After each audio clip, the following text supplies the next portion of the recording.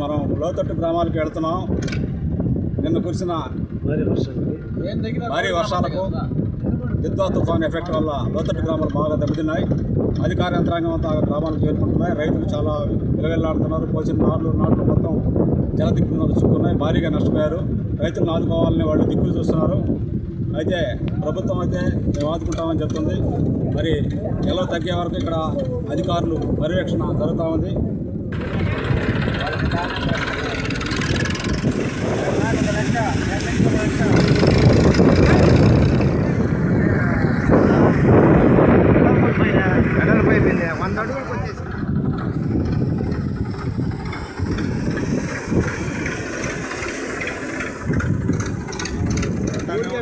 మీకు ఊరికైనా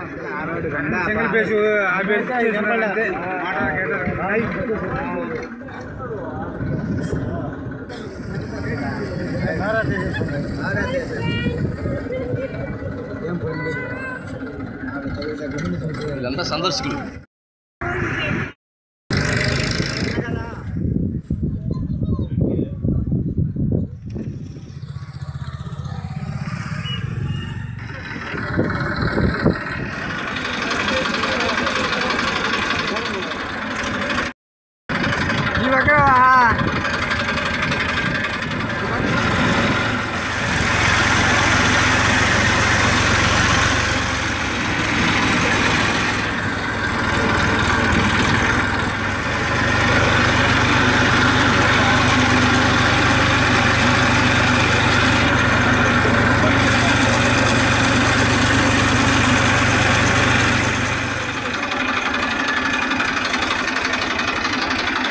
का बकन चार ना संदीन के लिए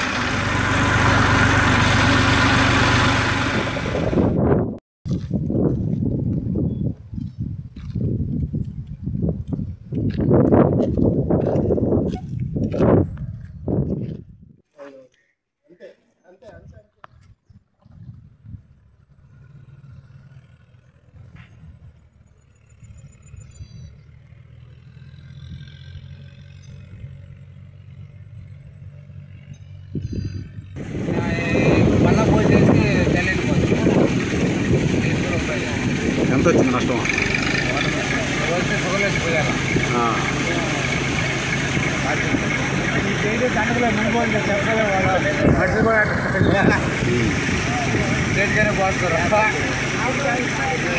అంటే ఒకసారి పోస్తారు వేసి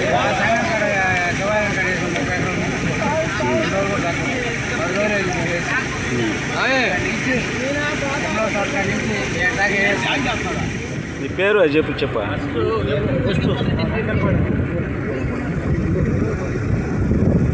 రైతు పరంగా అయితే చాలా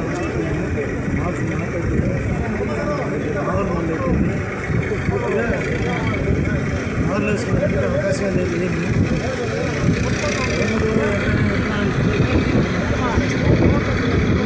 ఏం లేదు ఎడం చేయాలి.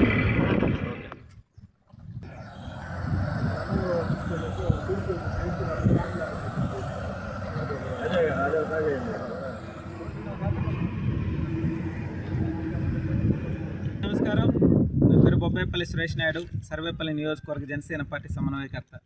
గత 3 రోజుల నుంచి దిత్వా తుఫాను దాని యొక్క విశ్వరూపాన్ని చూపించి ఏదైతే సర్వేపల్లి నియోజకవర్గంలో లోతట్టు ప్రాంతాలన్నీ కూడా మునిగిపోయి రహదారులు లేక పంట పొలాలన్నీ కూడా మునిగిపోయి, నార్లు మునిగిపోయి, రైతులు కూడా అన్యాయం అయిపోయినటువంటి పరిస్థితి. నిజంగా దాని విశ్వరూపం మా మీద, మా నియోజకవర్గం మీద, మా జిల్లా మీద చూపించిందని చాలా బాధేసే పరిస్థితి. కానీ కూటమి ప్రభుత్వం రైతులందరినీ కూడా ఆదుకుంటుంది. అదేవిధంగా ఏదైతే సర్వేపల్లి శాసనసభ్యులు సోమిరెడ్డి చంద్రమోహన్ రెడ్డి గారు కూడా సహాయక చర్యలు చేపట్టడం జరిగింది. స్థానికంగా 117 పంచాయతీల్లో ఉన్నటువంటి కూటమి నాయకులందరూ కూడా వాళ్ళకి తోచిన విధంగా అన్ని విధాలా కూడా ప్రజలని, పేదలని, గిరిజనులను అందరినీ కూడా ఆదుకోవడం జరిగింది.